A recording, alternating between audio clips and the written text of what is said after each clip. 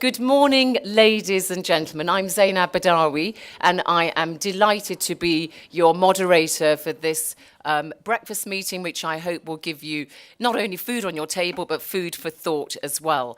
It's not often that I'm preaching to the converted, so I don't have to try to win anybody over this time by saying Africa is open for business, not only between African countries, intra-African trade, but also African business leaders reaching out to other countries in the South and, of course, also to the wider international community. As somebody who's covered Africa for several decades now, this is something that we have talked about. There's been new this, new that, and we all know what needs to be done, actually. But today, I'm hoping that we will put some flesh on the bones and try to talk in a very constructive manner to come up with concrete ideas about how we actually realize this key driver of economic integration between African countries. We know what needs to be done.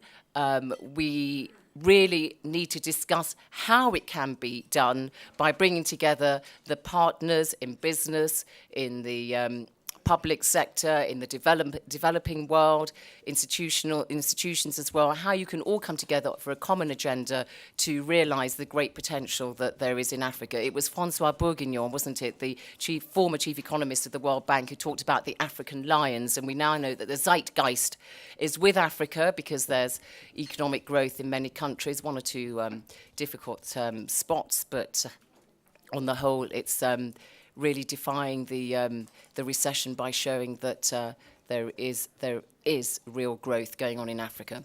Let me tell you what we're going to be doing today. We're going to be having a keynote speech from the Minister of Finance of South Africa, and we are going to have a brief panel discussion whereby I'm going to just ask a question or two to each of our panel members, and then I will invite brief comments, very brief comments or questions, brief again from the floor to each panel member individually, picking up on what they've said. And do identify yourself, please, when you do make your intervention. And if you go on for too long, I really will have to crack the whip, my imaginary whip. And after that, then, you have been given you're on your round table, and that's where you're going to have a discussion where you can talk in greater detail about the real economic success stories, and each of your tables has got a chair, a rapporteur, who's going to be listening and is going to then be summarising at the end what you all came up with at your roundtable discussions, and then we will finish off this breakfast meeting. Doing business in Africa. You can't afford to be without Africa Investor.